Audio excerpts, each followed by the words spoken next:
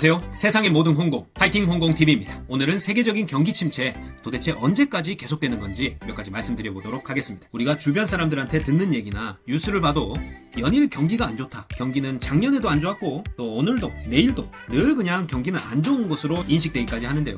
도대체 이 경기 침체가 언제까지 계속되는 건지, 언젠간 끝나고 또 호황기가 찾아오는 건지 명확한 대답을 내놓는 것은 한 것도 없는데요. 근데 최근에 이 월드뱅크에서 공식적으로 발표를 했습니다. 지금 계속되고 있는 이 경기 침체가 적어도 내년까지는 확실하고 2020년대가 끝날 때까지, 그러니까 2030년까지 예전 수준의 성장률을 회복하지 못할 거라고 얘기를 하고 있습니다. 진짜 우울한 얘기가 아닐 수 없는데 어떤 근거로 그렇게 얘기하는 건지 한번 쭉 살펴보면, 일단 수치로만 보면 월드뱅크는 작년 세계 경제 성장률을 5.7%에서 올해는 2.9%로 예측했어요. 그런데 이건 지난 4월 국제통화기금이죠.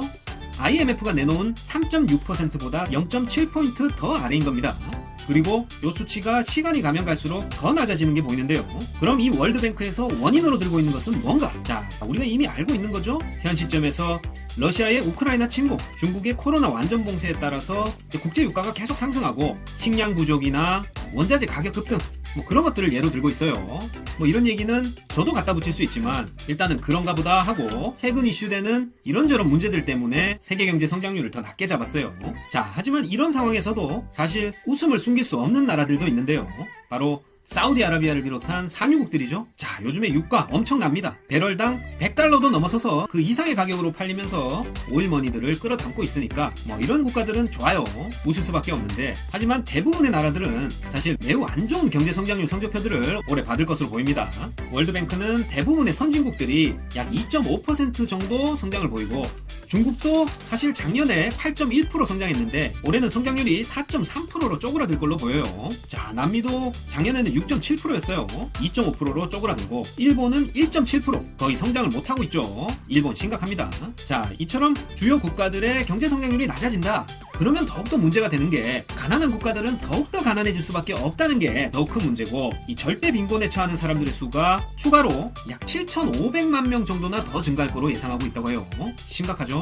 자, 월드뱅크는 이를 마치 1970년대 오일 쇼크와 이자율 상승으로 인한 고비용 저성장 시대, 통칭해서 우리가 잃어버린 10년이라고 부르죠. 그때와 비슷하지 않나? 그렇게 비유하고 있습니다. 보통 일이 아니죠. 자, 그래도 다행스러운 건 그때와 같지는 않을 거라는 전망인데요. 이건 그때보다는 세계 경제가 2008년 금융위기 등을 겪으면서 좀 맷집이 세졌고, 기초적인 펀더멘탈이 각국의 대응 능력 역시 그때와는 비교할 수 없을 정도로 각 국가 간의 통화 스와핑이라든지 충분한 외환 보유고를 확보하고 있다는 점이 그래도 다행스러운 일이다, 그렇게 보는 것 같습니다. 자, 한편 아직도 끝나지 않은 이 우크라이나 전쟁으로 인해서 이 미국과 유럽 중 어디가 더 큰 경제적 충격을 받을 것인가?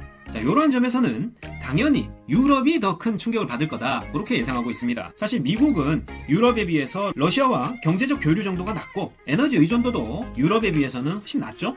거기에다가 지금 현재 유럽은 이 전쟁으로 인해서 엄청나게 몰려드는 이 난민 수용 때문에 사회적, 경제적 부담이 아주 큰 상황입니다. 유럽이 이렇게 크게 영향을 받으면 연쇄적으로 중앙아시아도 경제적으로 큰 영향을 받게 되고, 이에 따라서 식량 문제라든지 전 세계적으로 영향을 미칠 만한 요소들이 많이 있기 때문에 사실 이 우크라이나 전쟁 역시 빨리 끝나지 않으면은 이 세계 경제에 심각한 위기를 초래할 수 있다, 그렇게 판단하고 있고요. 물론 이 전쟁 당사자인 러시아 역시 타격이 매우 크겠죠. 자, 월드뱅크는 러시아 경제가 8.9% 더 쪼그라들 걸로 예상하고 있어요. 자, 그러면 중요한 건 우리나라인데, 자, 우리나라는 어떨까요? 자, 이번 월드뱅크 발표에서는 그 내용이 없습니다만 지난 4월 우리나라 경제 성장률을 2.5%로 얘기했습니다. 좀 낮은 수치인데요. 그럼에도 불구하고 경기 침체에서 잘 회복하고 있다, 잘 극복해가고 있다, 그런 긍정적인 의견을 냈어요. 자, 그 이유가 일단 우리나라는 반도체와 자동차 산업 등 기본적인 경제의 기초 체력, 펀더멘탈이 튼튼하게 뒷받침이 되고 있다, 그런 인식을 하고 있고, 여기에 정부의 정책적 대응도 비교적 적절하게 이루어지고 있다고 평가하고 있습니다.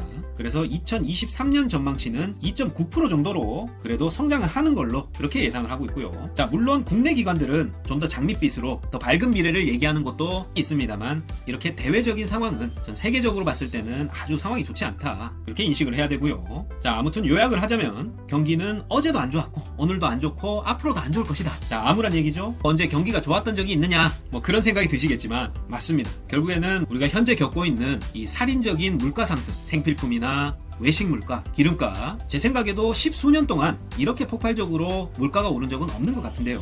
어쨌든 앞으로 좋아지지는 않을 거다. 그렇게 미리 예측을 하고 대응을 하는 게 좋을 것 같습니다. 물가도 금리도 지속적으로 상승할 거다. 자, 이렇게 거시경제의 동향을 주기적으로 살펴보고 각자 상황에 맞는 현금 흐름이나 자산 포트폴리오를 좀 더 적극적으로 모색해서 위기 속에서 또 기회를 찾아낼 수 있으니까 현명하게 잘 대처하시기를 바라며, 자, 요런 내용들로 앞으로 여러분께 도움이 될 만한 경제 이슈와 재테크와 관련된 이야기도 조금씩 풀어볼까 합니다. 자, 구독, 좋아요 부탁드리고 저는 더 좋은 컨텐츠로 다음에 다시 찾아뵙겠습니다. 감사합니다.